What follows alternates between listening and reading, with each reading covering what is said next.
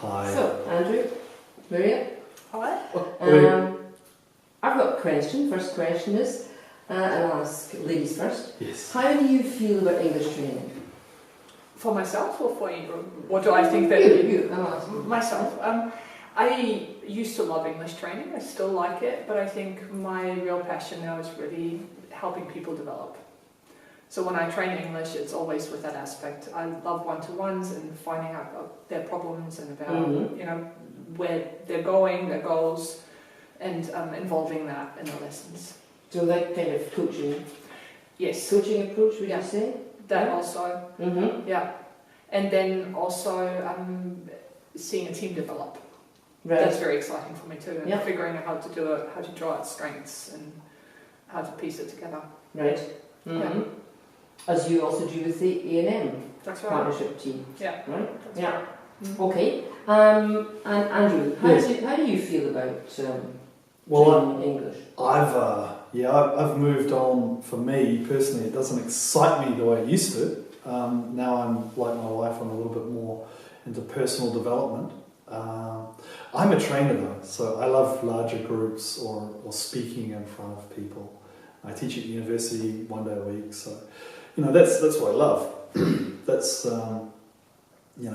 So you're not involved in, let's say, whatever we call it, language training, English training anymore, but management communication training, sure. Mm-hmm. Yeah, so things like self and time management, or some project management, or some, financial intelligence, that sort of thing. Okay. Now you are A&M, so maybe I have a question to you that says, what is your role at A&M? Mm-hmm. Maybe you can tell us about what A&M is. Do you want to answer for yourself? I stay out of Mirija's way. Yeah. I see. It's your role at A&M to stay out of my way. Okay. Well, we're both Leos, you see. So Uh-huh. so she's a Leo. I'm a Leo. Well, maybe I can say something about this. Yes, darling. You set the school up, Right. and you support it, and you back things up. I'm good at starting things Yeah. very and good holding starting space. Yes. Yeah, and whenever problems occur, then you're sort of my sparring partner, and I can talk to you about things. And you're also a great driver, so you always push forward and put pressure on me to get going. Well, I don't mean to put pressure on anybody, actually, but Mirija is a wonderful manager. So she's and she builds community. This is what Mirija is wonderful. She establishes relationships with the people involved and builds this trust. Our performance actually develops, to relatively good levels because of that trust and the ability for people to, we back people up when they're in trouble.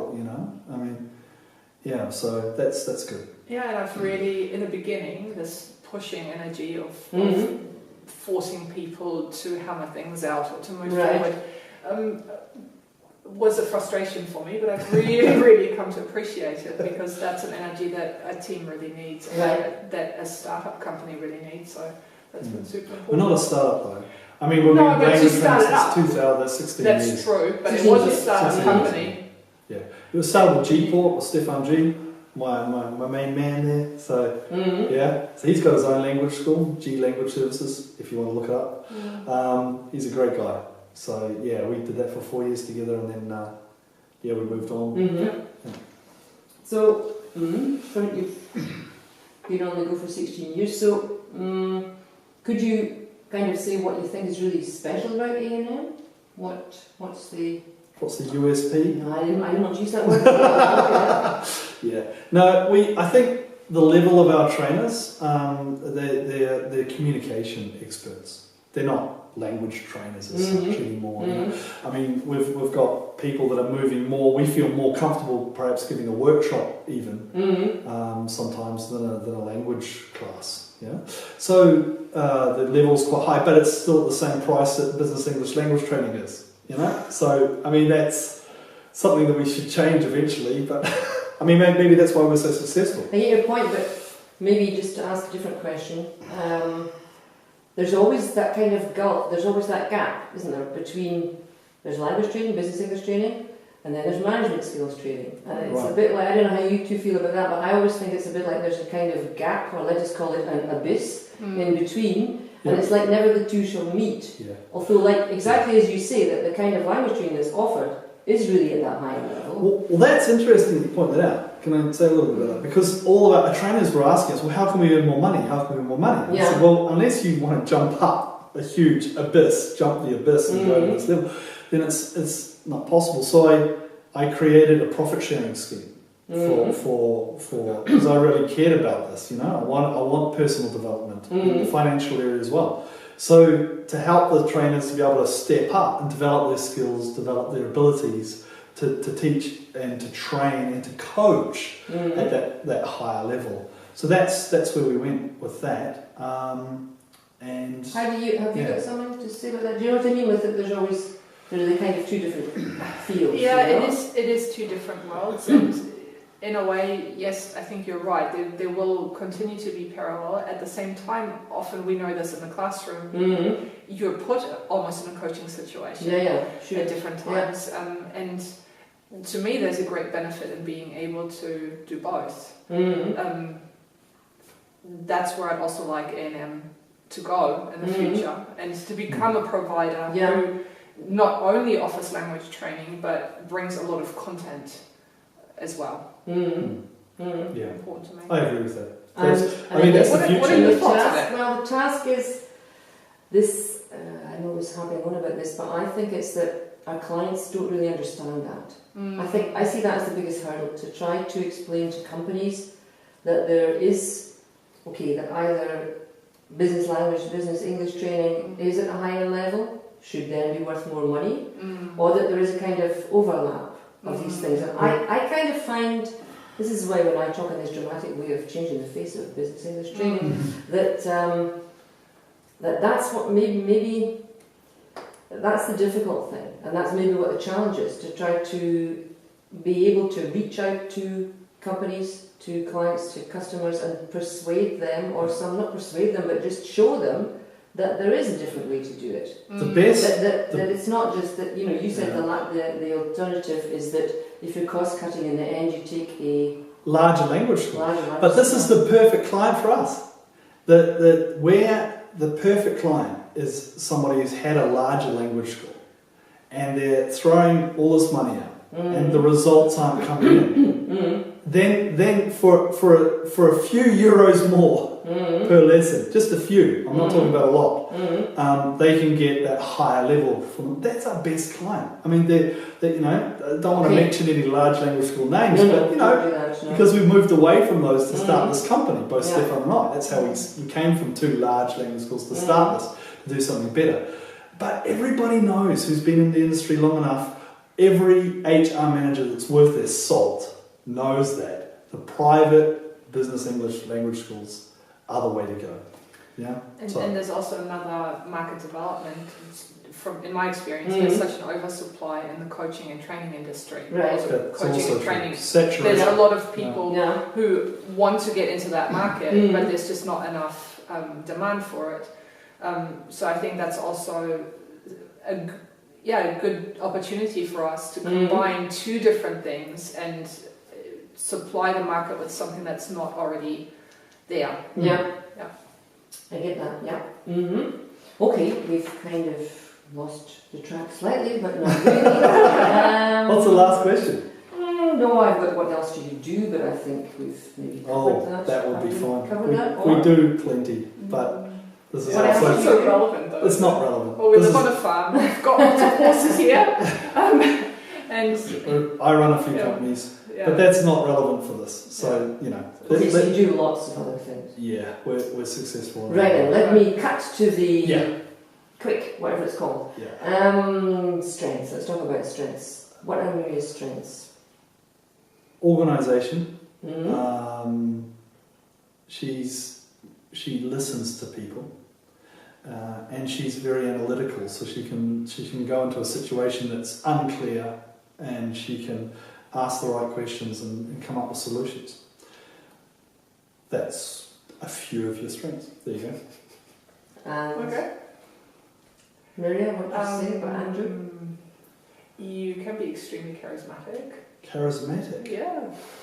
Very entertaining. Entertaining. Good. Yeah. All right. And you're a risk taker and push things.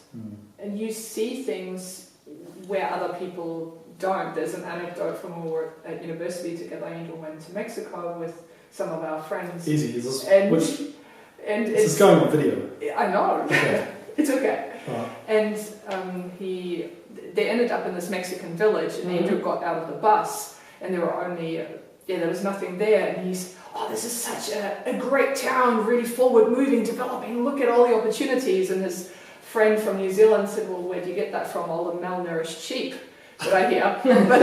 but this basically summarises Andrew. You're very skinny goats too. He always sees opportunities, and then somehow people, it's hard to understand how much things out. That's one thing I've really, really grown to appreciate about him. Okay. I love growing things and helping people to grow. So. Okay.